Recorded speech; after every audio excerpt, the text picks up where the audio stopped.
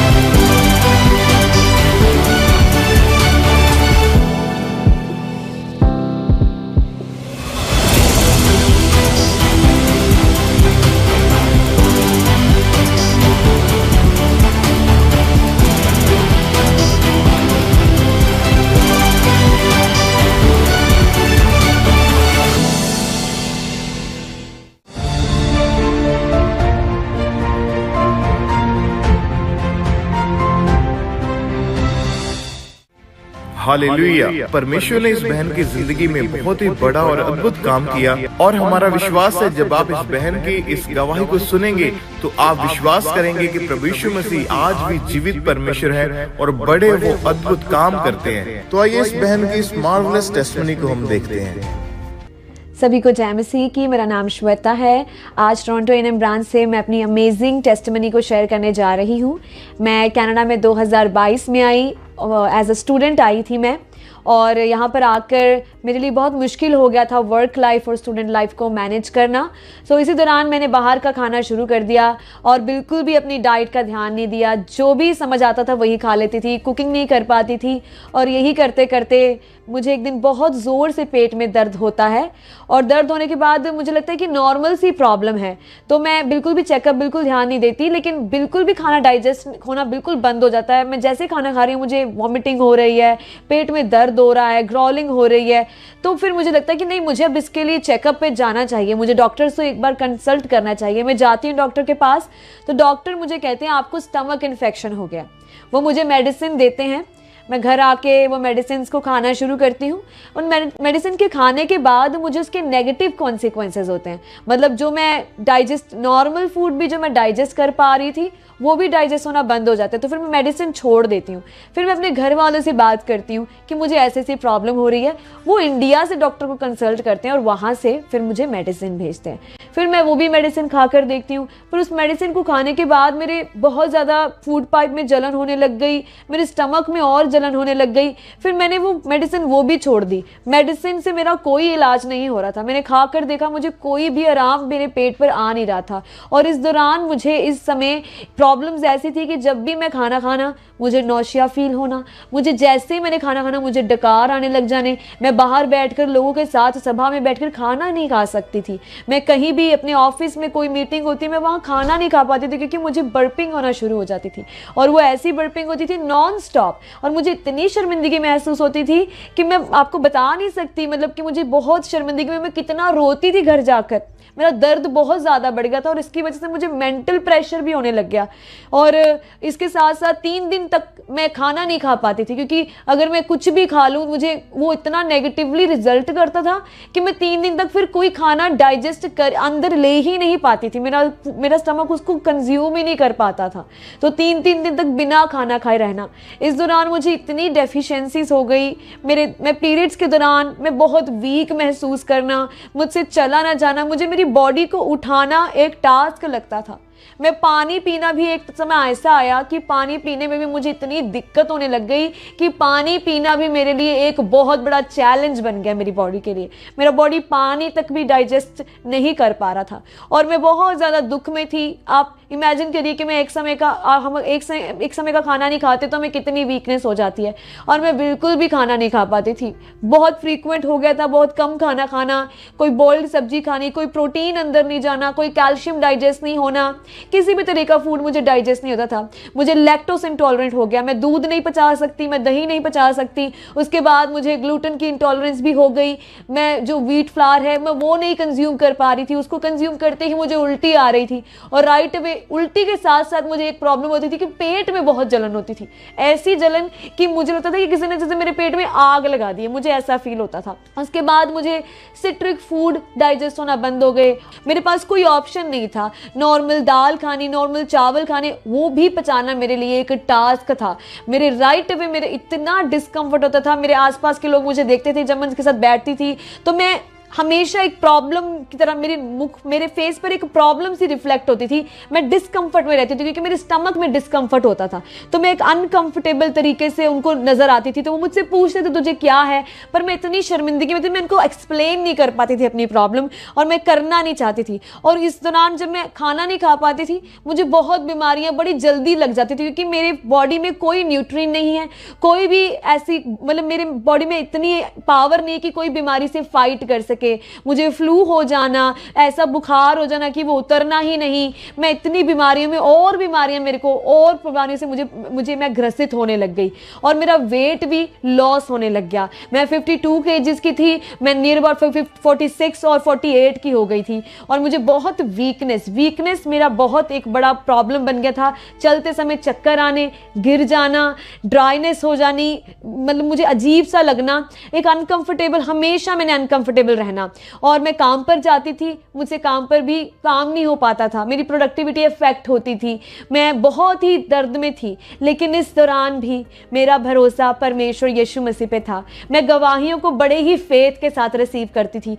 प्रभु के दास जो प्रार्थनाएं करते थे, जो इंस्ट्रक्शंस देते थे, मैं दिन प्रतिदिन उनके ऊपर पूरा विश्वास कर उनको अपने लिए मेडिटेट करती थी और अपने लिए रिसीव करती थी। और ऐसे करते करते 2025 में टोरंटो ब्रांच में 14 अगस्त को मीटिंग थी और मैं भवन में मौजूद थी।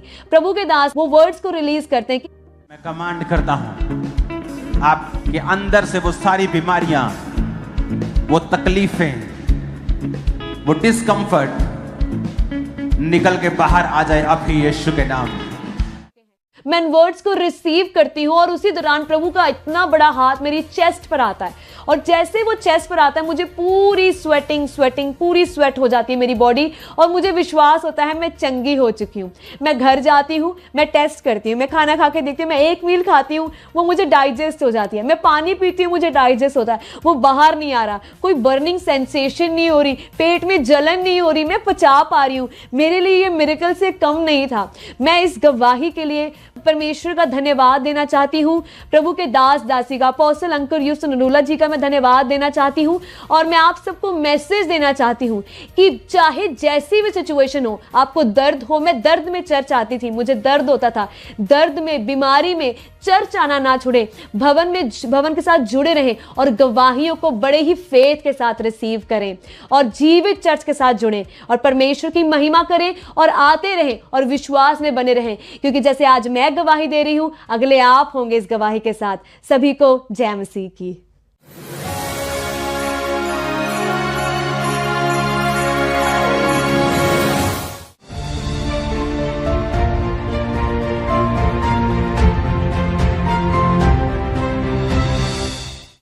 2018 में हमारी शादी हुई और 2019 में हम कनाडा चले गए। लेकिन कुछ समय बाद जब हमने बेबी के लिए प्लान किया तो वो बेबी कंसीव नहीं हो पा रहा था।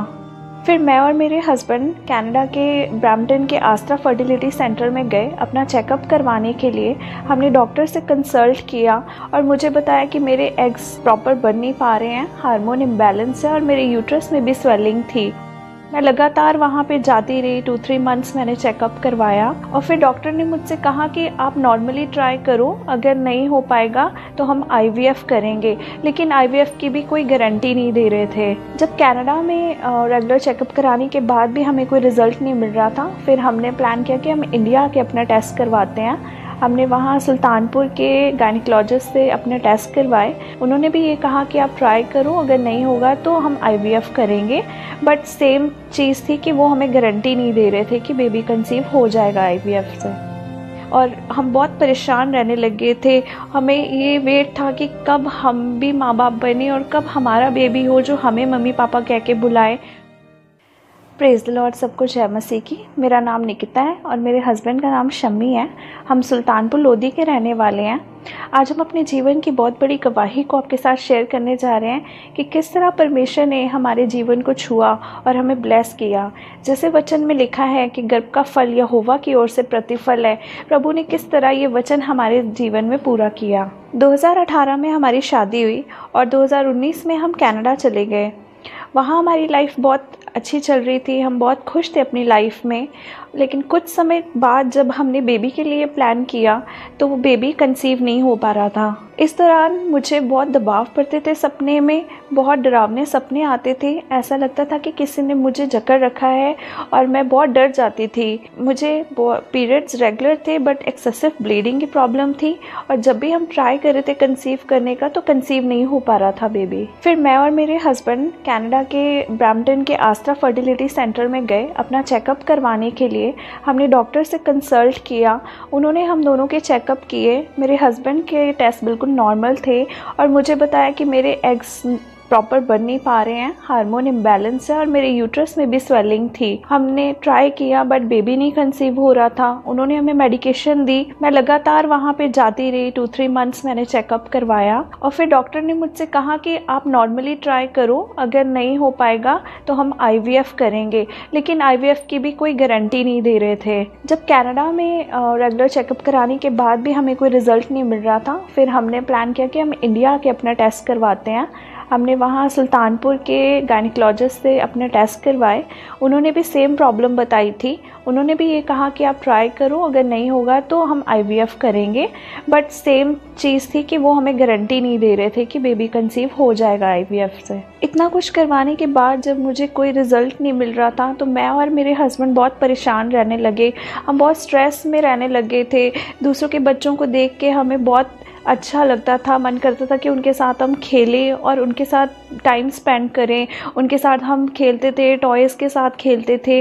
बट कई चीज़ों से मुझे ये फ़ील हुआ कि कुछ लोग जैसे पसंद नहीं कर रहे थे मेरा उनके साथ खेलना, वो अपने बच्चों को छुपा रहे थे और ये चीज़ें मुझे बहुत हर्ट कर रही थी। फिर उसके बाद हम वापस कनाडा गए और कनाडा जाके हमने फिर अपने डॉक्टर से चेकअप करवाया। तो जब हमने इतना कुछ करने के बाद जब भी हमें गारंटी नहीं मिल रही थी IVF के लिए तो मैंने और मेरे हस्बैंड ने प्लान किया कि हम अडॉप्ट कर लेंगे, कि IVF से हमें कोई गारंटी नहीं है, सो बेटर ऑप्शन है कि हम बेबी अडॉप्ट कर लेते हैं, क्योंकि शादी को ऑलरेडी बहुत ईयर्स हो गए थे। इन चीज़ों ने हमारे माइंड में बहुत ज़्यादा इफ़ेक्ट किया और इसकी वजह से हमारी मैरिड लाइफ भी बहुत डिस्टर्ब चल रही थी और हम बहुत परेशान रहने लगे थे। हमें ये वेट था कि कब हम भी माँ बाप बने और कब हमारा बेबी हो जो हमें मम्मी पापा कह के बुलाए। और इन चीज़ों ने हमारे ऊपर बहुत ज़्यादा डिप्रेशन कर दिया था और हम रात को सो भी नहीं पा रहे थे। मैं कनाडा के एक लॉन्ग टर्म केयर में जॉब करती हूँ एज अ PSW। वो ओल्ड एज होम है जहाँ हम ओल्ड पीपल्स की केयर करते हैं। कई बार हमारी फैमिली के कई लोग हमसे बार बार पूछते थे कि आप कब बेबी कर रहे हो, तो इस चीज़ का हमारे पास कोई जवाब नहीं होता था, बस हम कह देते थे कि हाँ हो जाएगा। मैं बहुत परेशान रहने लगी थी और मैं बार बार यही सोचती रहती थी कि कब बेबी होगा या नहीं होगा, क्या हम ऐसे ही रह जाएंगे। मेरे हस्बैंड मुझे बहुत समझाते थे, बहुत ज़्यादा ये मुझे समझाते थे, पर मैं फिर उन चीज़ों में दोबारा टेंशन में आ जाती थी और मेरा रात को सोना भी बहुत मुश्किल हो जाता था। जब मैं काम से वापस आके देखता होता था तो ये खिलौने के साथ खेलती होती थी, तो मुझे को बड़ा अजीब भी लगता था और एक बड़ी बेचैनी भी महसूस होती थी कि हमारे पास कब बेबी होगा। जब हम शाम को वॉक करने के लिए बाहर जाते थे तो पार्क में हम बच्चों को खेलते देखते थे तो हमें बड़ा महसूस होता था, और जब भी ये बेचैन होती थी मैं इसको देख के और भी ज़्यादा परेशान होता था कि हमारे घर में कब बेबी आएगा। जब इतना कुछ चल रहा था हमारी लाइफ में, हम बहुत परेशान रह रहे थे, तब हमें इंडिया में किसी से प्रभु का सुसमाचार मिला था, और लेकिन जब उन्होंने हमसे वचन शेयर किया हमने इतना गौर नहीं किया। फिर हम वापस कनाडा गए तो वहाँ मुझे अपने फ्रेंड के थ्रू अंकुर नरूला मिनिस्ट्री के बारे में पता चला, और उसने मुझसे वीडियो शेयर की और मैंने उन वीडियोस को देखना स्टार्ट किया, गवाहियों को देखना स्टार्ट किया। जब मैंने गवाहियाँ देखी तो मेरे मन में एक होप जो टूट गई थी। मैंने ये सोच लिया था कि हम शायद ऐसे ही रह जाएंगे, हमें बेबी नहीं होगा, तो वो होप फिर से दोबारा जाग गई। मैंने जब देखा कि गवाहियों में प्रभु इतने बड़े बड़े काम करते हैं, लोगों को इतना ब्लेस करते हैं, बड़े बड़े रोग चंगे हुए हैं, तो मेरे मन में भी ये होप जाग गई थी कि मैं भी चंगी होंगी और हमारा भी बेबी होगा। फिर मैंने regular Sunday and Thursday meetings को देखना स्टार्ट किया, गवाहियों को देखना स्टार्ट किया। जब प्रभु के दास अपोस्टल अंकुर नरूला जी वचन को शेयर करते थे उससे मैंने सुनना स्टार्ट किया और मेरा विश्वास प्रभु में मजबूत होता गया। फिर 25 दिसंबर 2024 की क्रिसमस की बड़ी मीटिंग को मैंने अटेंड किया, जहां प्रभु के दास प्रेयर कर रहे थे उन बहनों के लिए जिनके पास बेबी नहीं था। मैंने उस प्रेयर को विश्वास के साथ अपने लिए रिसीव किया। अपने हाथों को उठाओ, वो बहनें अपने पेट पे हाथ रखो जिनके पास बेबीज नहीं है। अगर आप बिजनेस फेलियर से गुजर रहे हैं, आज जीसस क्राइस्ट को अपना जीवन दे दें और बपतिस्मा ले लें। अगर ले लिया है तो पापों से मन फिरा लें। आज आपके छुटकारे का दिन है। करेंगे सब प्रकार के रोगी यीशु मसीह के नाम में चंगे हो जाएं। सारे रोग बांझपन के यीशु के नाम में तुम्हें छोड़ के चले जाएं। रसौलियां गायब हो जाएं यीशु के नाम में। यीशु के नाम में सारे बीमार चंगे हो जाओ। और जब मैंने रिसीव किया तो मेरी बॉडी बहुत ही ठंडी पड़ गई थी और मुझे शिवरिंग होने लगी अपनी बॉडी में। और जब जनवरी में मुझे पीरियड्स मिस हुए और मैंने चेक किया तो मैंने देखा कि मेरा प्रेगनेंसी टेस्ट पॉजिटिव आया है। और उस टाइम हमें बिलीव नहीं हो रहा था कि शादी के इतने साल बाद हमें प्रेगनेंसी टेस्ट पॉजिटिव आया है। हमारी खुशी का कोई ठिकाना नहीं था। मैंने अपने हस्बैंड को बताया और हम दोनों खुशी से रोने लग गए थे। और फिर प्रभु ने हमें 9 महीने मेरी प्रेगनेंसी को संभाला और परमेश्वर ने जो IVF डॉक्टर्स ने सजेस्ट किए थे उसे हमारी लाइफ से कैंसिल किया और 24 सितंबर 2025 को हमें बेबी बॉय के साथ ब्लेस किया। और जब पहली बार मेरा बच्चा मेरी गोदी में आया तो मेरी खुशी का कोई ठिकाना नहीं था। मुझे बिलीव नहीं हो रहा था कि मैं माँ बन गई, मुझे भी कोई माँ बुलाने वाला आ गया। अब हम अपने बच्चे के साथ बहुत खुश हैं। हमारी लाइफ कंप्लीट हो गई है। उस प्यारे से बच्चे ने हमारी लाइफ को पूरा कर दिया। जो सपने हमने देखे थे हम हर एक सपना पूरा कर रहे हैं। जिन टॉयज़ के साथ हम खेलते थे अब वो उनके साथ खेलेगा। और इस प्रभु ने हमारी लाइफ को बहुत ब्लेस किया, टोटली चेंज कर दिया। मैं सबको यही कहना चाहूँगी कि जो भी ये सोच के बैठे हैं कि उनका बच्चा नहीं होगा, आप प्रभु में विश्वास करो। प्रभु आपकी लाइफ को ज़रूर चेंज करेंगे और आपको बड़ी गवाही के साथ ब्लेस करेंगे। जो लोग मुझसे बच्चे छिपाते थे, आज वो मुझसे पूछते हैं कि आपके कैसे बेबी कंसीव हुआ, आपने कहीं से ट्रीटमेंट करवाया? तो मैं यही बोलती हूँ कि मैंने कोई ट्रीटमेंट नहीं करवाया, मुझे प्रभु की ओर से ये मिला है और मैं प्रभु के नाम को ऊँचा करती हूँ। और अब हम बहुत खुश हैं अपनी लाइफ में, अपने बच्चे के साथ। हमारी लाइफ कंप्लीट हो चुकी है प्रभु की दया से, और परमेश्वर ने हमारी लाइफ को ब्लेस किया। और हमारी फैमिली में पिछले 30 साल से किसी के बेबी बॉय नहीं था, सबके बेबी गर्ल्स थी। तो जब हम फेथ में आए, प्रभु में आए, परमेश्वर ने हमें ब्लेस किया, इस कर्ज को हमारी फैमिली से तोड़ा, क्योंकि वचन में लिखा है कि तू बच, तेरा घराना बचाया जाएगा। प्रभु ने हमारे थ्रू हमारे घराने को भी बचाया, और आज हमारी फैमिली में 3 बेबी बॉयज़ की ब्लेसिंग है। अब हमारी लाइफ बहुत अच्छी चल रही है। मैं अपने बेबी के साथ बहुत खेलता हूँ। जब मैं काम से घर आता हूँ तो उसके लिए खिलौने वगैरह लेकर आता हूँ, कपड़े वगैरह लेकर आता हूँ उसके लिए, और मेरा अब उसके साथ बहुत मन लग रहा है। तो हम बहुत खुश हैं, हमारी फैमिली बहुत खुश है। जिनके पास बेबी नहीं है, तो मैं ये उनको कहना चाहता हूँ कि आप प्रभु में विश्वास रखें, प्रभु आपको भी ब्लेस करेगा। और मेरा विश्वास है जैसे परमेश्वर ने हमें ब्लेस किया है, वो खुदा आपको भी ब्लेस करेगा।